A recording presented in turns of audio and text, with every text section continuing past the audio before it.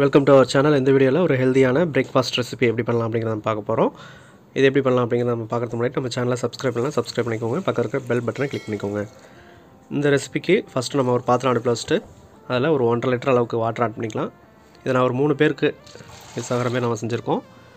இதில் ஒரு கப் அளவுக்கு வேர்க்கடலை, ஒரு 4 வரமிளகாய், ஒரு 2 பச்சை மிளகாய் ஆட் பண்ணிக்கலாம். இதில் ஒரு 4லேருந்து 5 தக்காளி ஆட் பண்ணிக்கலாம். இதை ஒரு 10லேருந்து 15 நிமிஷம் வரலையும் நல்லா கொதிக்க விடுங்க.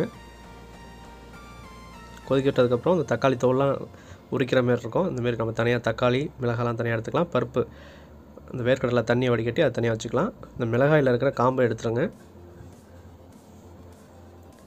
தக்காளி வந்து அப்படியே டைரெக்டாக நம்ம யூஸ் பண்ணிக்கலாம். இல்லை அப்படின்னா அந்த தோலை மட்டும் நம்ம ரிமூவ் பண்ணிக்கலாம். நான் வந்து இந்த தக்காளியில் இருக்கிற தோலை எல்லாமே ரிமூவ் பண்ணியாச்சு. ரிமூவ் பண்ணிட்டு இந்த ஒரு மிக்ஸி ஜாரில் இந்த தக்காளி வரமிளகாய் எல்லாத்தையும் நம்ம ஆட் பண்ணிவிட்டு பூண்டு ஒரு 5-6 பல், அதோட புளி ஒரு பிஞ்ச் அளவுக்கு நம்ம இதில் ஆட் பண்ணிக்கோங்க. இஞ்சி கூட நீங்கள் ஆட் பண்ணிக்கலாம், ஆப்ஷனல் தான்.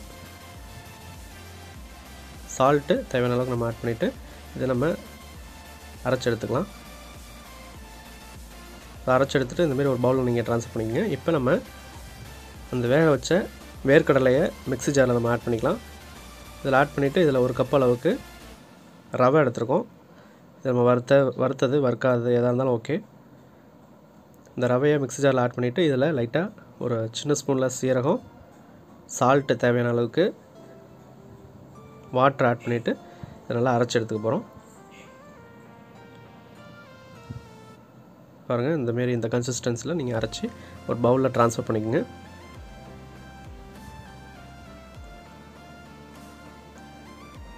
இப்போ ட்ரான்ஸ்ஃபர் பண்ணிவிட்டு இதில் ஒரு சில இன்க்ரீடியன்ஸ் நம்ம ஆட் பண்ணி டைரெக்டாகவும் அதை நம்ம ஆட் பண்ணிக்கலாம். இல்லை அப்படின்னா ஒரு வடை சட்டி அடுப்பில் வச்சுட்டு அதில் ஒரு டேபிள் ஸ்பூன் அளவுக்கு ஆயில் ஆட் பண்ணி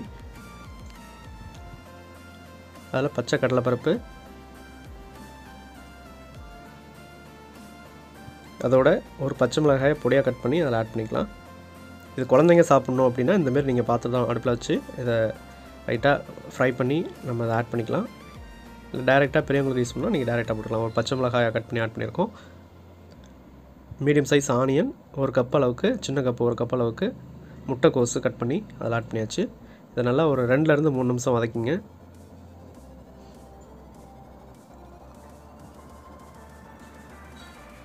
ஒரு 3 நிமிஷம் நல்லா வதக்கினதுக்கப்புறம் ஒரு கப் அளவுக்கு ஒரு கேரட், ஒரு நார்மல் சைஸ் கேரட்டை துருவி அதில் ஆட் பண்ணியாச்சு. கருவேப்பிலை ஒரு 2 கொத்து பிச்சு அதில் போட்டுக்கலாம். கேரட் ஆட் பண்ணதுக்கப்புறம் ஒரு நிமிஷம் வதக்கினா போதும். ஒரு நிமிஷத்துலேருந்து ஒரு 2 நிமிஷம் நல்லா வதக்கிக்கோங்க.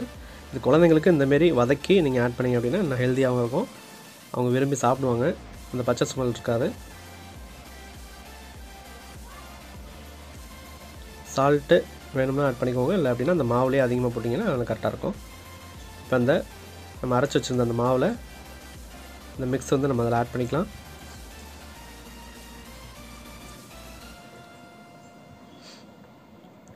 ஆட் பண்ணிட்டு நல்லா மிக்ஸ் பண்ணிக்கோங்க.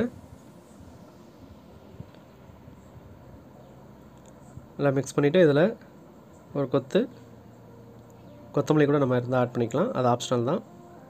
ஆட் பண்ணிங்க அப்படின்னா கொஞ்சம் வாசமாக இருக்கும். ஸோ நீங்கள் கட் பண்ணி அந்த கொத்தமல்லி தலையை இதை ஃப்ரெஷ்ஷாக இதில் ஆட் பண்ணிக்கோங்க. ஆட் பண்ணிட்டு நல்லா மிக்ஸ் பண்ணிவிட்டு இதை வந்து நம்ம அடையாகவும் நம்ம செஞ்சு சாப்பிட்லாம். இல்லை அப்படின்னா ரோஸ்ட் மாரி தோசையாகவும் நம்ம செஞ்சு சாப்பிட்லாம். இப்போ நம்ம அடையா எப்படி ஊற்றலான்னு நம்ம பார்ப்போம். அதுக்கு தோசை கல் அடுப்பில் வச்சுட்டு அதில் ஆயில் நம்ம ஸ்ப்ரெட் பண்ணி விட்டுருங்க.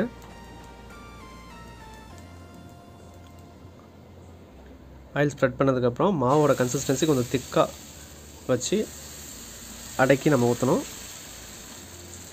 பாருங்கள், மாவோட கன்சிஸ்டன்சி கொஞ்சம் திக்காக தான் இருக்குது. ஸோ இந்தமாரி ஸ்டேஜில் நீங்கள் அடை மாரி கொஞ்சம் மொத்தமாக, அடை அப்படின்னா கொஞ்சம் மொத்தமாக இருக்கும். நீங்கள் ஒரு 3 சின்ன கரண்டியாக இருந்ததுன்னா ஒரு 3 கரண்டி ஊற்றி இந்தமாரி ஸ்ப்ரெட் பண்ணி விட்ருங்க.